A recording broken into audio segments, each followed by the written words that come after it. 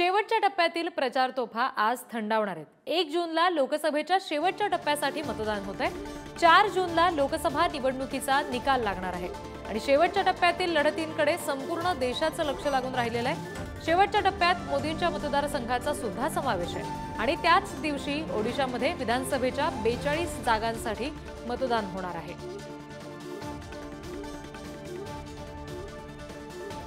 शेवटच्या टप्प्यातल्या या लढतींकडे सुद्धा संपूर्ण देशाचं लक्ष आहे। 1 जूनला त्यासाठी मतदान होते आणि लगेचच 4 जूनला सगळ्या या निवडणुकांचा निकाल देशाच्या समोर येणार आहे।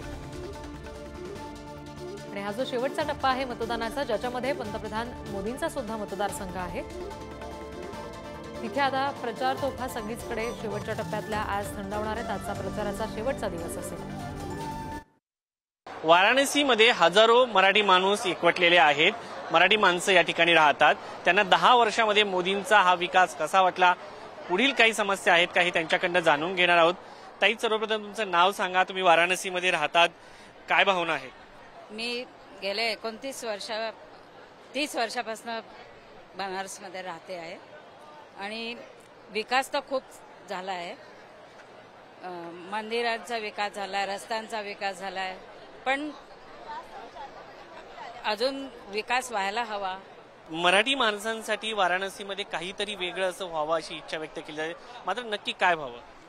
मराठी माणसं काय पूर्ण बनारससाठी एक चांगलं हॉस्पिटल उघडलं पाहिजे, कारण की इथे एकही हॉस्पिटल नाही आहे की जिथे जाऊन तुमचं सगळं चेकअप हो। ती खूप प्रॉब्लेम होती आम्हा लोकांना आणि तो नेहमीच होतो। म्हणजे इथे काही इलाज करवायचा तर विचार करावा लागतो की कुठे जायचं। मराठी डॉक्टर कमी आहेत। मराठी डॉक्टर तर म्हणून नाही ते जास्ती एवढे, पण टोटल म्हणजे हॉस्पिटल खूप त्रासदायक आहे तिथले। मोदी आल्यापासून तर आमच्या इथे खूप विकास झाला आहे आणि पुढे पण आम्ही उम्मीद करतो की आणि चांगलंच होईल।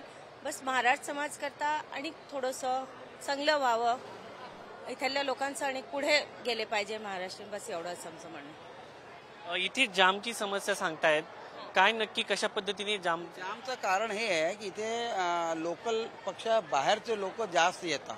टुरिस्ट आहे, टुरिस्टची आवक इतकी जास्त झाली आहे की ज्या कारणी लोकलचे लोक ते त्यांना काफी पुष्कळ त्रास वाटतो।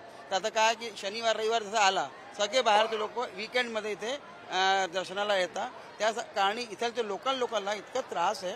मग ठीक आहे, आता आमचे ते पाहुणे आहे, आमचे ते गेस्ट आहेत, आम्हाला असं नाही आहे। मग आता याच्याकरता इथे फ्लायओव्हर बनले, इथे रोपवे चालू होऊन राहिली आहे। रेल्वे स्टेशनपासून घेऊन कॅन्टपर्यंतची रेल्वे रोपवे होऊन राहिली आहे। त्या कारणी मग ते चालू झाल्यानंतर मग आराम होऊन जाईल, जामची समस्या सही होईल। विकास तर खूप झाला, आम्ही खूप खुश आहोत। आम्ही लोक एकदम पहिलीची काशी आणि आता आम्ही लोक तो 50 वर्षापासून राहून राहिलो इथे। मगर बहुत फरक पडला बनारसमध्ये। आता बनारसला कोणाला सांगेमध्ये बरं वाटतं की आता ही काशी आमची ही वाली आहे। पहिले तर घाण काशी होती, मतलब सारीकडे गंदगी राहत होती, सगळं राहत होतं। आता बहुत बढिया होतं। एक गोष्ट मला सांगायची आहे की बाहेर जे लोक जे बनारसला गाव म्हणून समजतात, ते गाव नाही आहे बनारस। बनारस खूप पुढारलेलं शहर आहे। कॅमेरामॅन अनिल सह शिवाजी काळे, पुढारी न्यूज, वाराणसी।